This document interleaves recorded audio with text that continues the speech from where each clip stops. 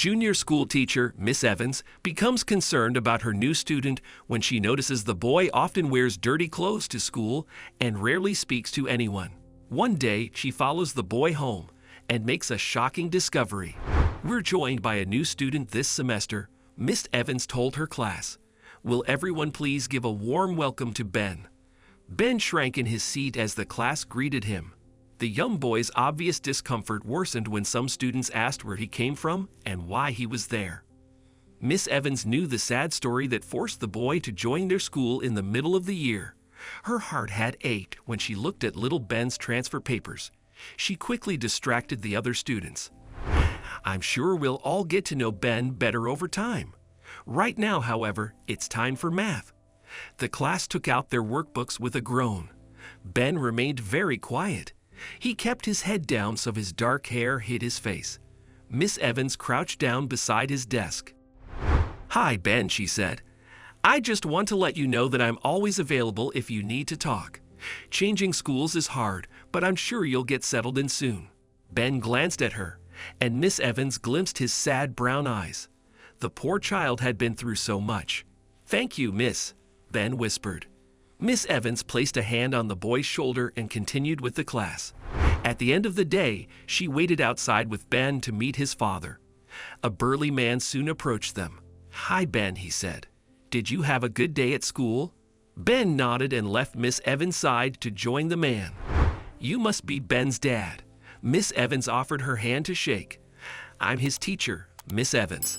"Nice to meet you, Miss. I'm Steve." Ben's dad smiled and shook her hand. He then turned to Ben. "Why don't you go wait in the car, son? I'm sure you'd like to put that heavy backpack down, and I want a minute to talk to Miss Evans." Ben gave his dad a strange look, but he ran off to an old pickup nearby. "Ben's had it rough the past few months," Steve said. "I'd appreciate it if you could keep an eye on him. I noted that the reason he transferred here is because his mom passed away recently." Miss Evans studied him. "How's he been adjusting? Some days are better than others." "I didn't see him as often as I wanted to since I moved up here for work." Steve shrugged. "I reckon things will go better once we're used to each other again." "I'm sure they will." Miss Evans smiled. "And don't worry, I'll do everything I can to help Ben settle in. He earned good grades at his previous school, and I look forward to seeing him get back on track." Miss Evans was true to her word. She kept a close eye on Ben over the next few weeks, and what she noticed concerned her. The boy often wore the same clothes to school. The clothes were usually dusty and stained. Ben was quiet in class too. On the playground, he sat by himself and ignored the other kids if they tried to involve him in their games.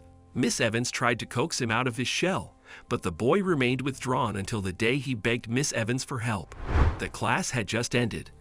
All the other students chatted loudly as they filed from the room, but Ben came over to Miss Evans' desk. He stood there with his head down and his arms tightly crossed. "Is everything okay, Ben?" Miss Evans asked. The boy shook his head. He mumbled a few words that Miss Evans couldn't make out. "Speak up, sweetie." "I can't hear you." "I don't want to leave school," Ben shouted. He lifted his head and stared at Miss Evans with tearful eyes. "I don't want to go with my dad. Please, can I live with you instead?" Miss Evans' heart broke at the desperation in Ben's voice. She moved closer to the boy and put a hand on his shoulder. "Why don't you want to go home with your dad, Ben? Is something wrong?" Ben hugged himself and looked away. "I don't like living with my dad. I don't want to stay with him anymore." "Oh, sweetie, I know it must be tough getting used to a new town and a new school. You've been through so much, and I'm sure you miss the life you used to have." "I miss my mom," the little boy sobbed. "I miss my room." Ben, his father, appeared at the door, blocking it with his muscular frame. "There you are. I was worried when I didn't see you outside." Ben spun and backed away from his father. "I'm not going with you." His father's face crumpled. "Come on, Ben. Don't be like that." Ben's lip trembled. Tears trailed down his dusty cheeks as he looked at his dad. "You know I'm trying real hard to be a good dad, don't you?" His father crouched down in front of him. "Times are tough now, but everything will turn around someday. You'll see." His father held his hand out to Ben. After a long moment, Ben dried his eyes and shuffled toward him. Miss Evans wasn't sure what to make of this situation.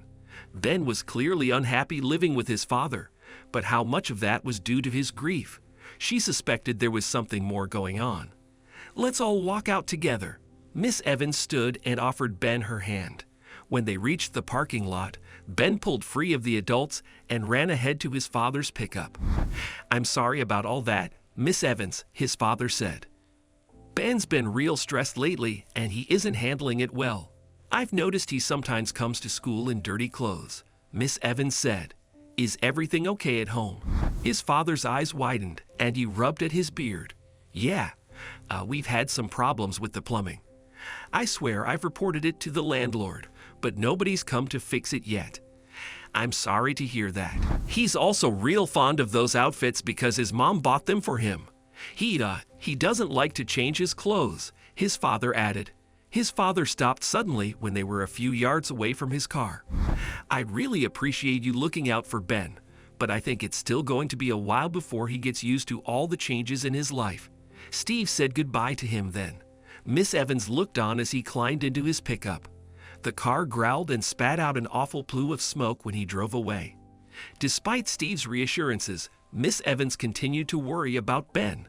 He was no longer coming to school in dirty clothes, but now he was often tardy for school and started skipping classes. One day, Miss Evans noted that Ben's face was pale and drawn. He had dark circles under his eyes and barely seemed to manage to stay awake in class. Miss Evans was starting to suspect something was very wrong with Ben and decided that she would get to the bottom of it. She gave the class some work to keep them busy and stepped out to call Steve. "Hi, Steve. This is Ben's teacher, Miss Evans. I'm calling because I've noticed that Ben often seems exhausted at school." "That's because we've had to stay up late to work on his homework," Steve replied. "I've been working late too. That's why I can't help him with his homework earlier in the evening. That work is much tougher than what I remember doing when I was his age." "Well, if Ben is struggling so much, then it might be better to get him a tutor. I'll write down some numbers and give them to Ben so he can pass them on to you." "Thanks, Miss Evans. That's real kind of you." Later that day, Miss Evans was about to lock up the classroom when she noticed a crumpled piece of paper on the floor near Ben's desk. She picked it up and found it was the note she'd given the boy with the math tutor's numbers on it. Miss Evans was confused. Why would Ben throw the paper away if he had difficulty with schoolwork? She rushed to the window to see if the boy had left yet. In the distance, Steve and Ben were just exiting the school grounds. They were on foot, and Steve carried Ben's backpack on his shoulder while holding the boy's hand. Ben had his head bowed. Miss Evans shook her head. Something was terribly wrong with that boy, and she would find out exactly what it was today. Miss Evans rushed out to her car. She was determined to follow Ben and his father, but they disappeared by the time she reached the street. The next day, Miss Evans was waiting when Steve arrived to pick up Ben. They left on foot again, and Miss Evans followed. Father and son walked several miles before they reached the old pickup Miss Evans remembered. It was parked in an empty lot near the edge of town. Steve opened the car and placed Ben's backpack inside. He then reached in and covered the windows. Once he finished, Ben climbed into the cab, and Steve shut the door. He went round to sit on the back of the truck. Miss Evans didn't understand what was happening. Ben emerged soon afterward in different clothes. He was carrying the clothes he'd worn to school in his arms. Miss Evans watched as they walked to a nearby laundromat. Miss Evans crossed the road and peeked through a gap between the old shirts covering the windows. What she saw inside made her gasp in surprise. This couldn't continue any longer. Miss Evans took her phone from her handbag and called the police. "Miss Evans, what are you doing here?" The teacher turned and saw Ben running toward her. Steve was a few steps behind, staring at her in shock. "I'm putting a stop to this." The police arrived then. They asked to look inside Steve's car and shook their heads at the folded piles of clothes, pillows, blankets, and the teddy bear lying on the dash. It was clear Steve and Ben were living in the pickup. "It's only temporary."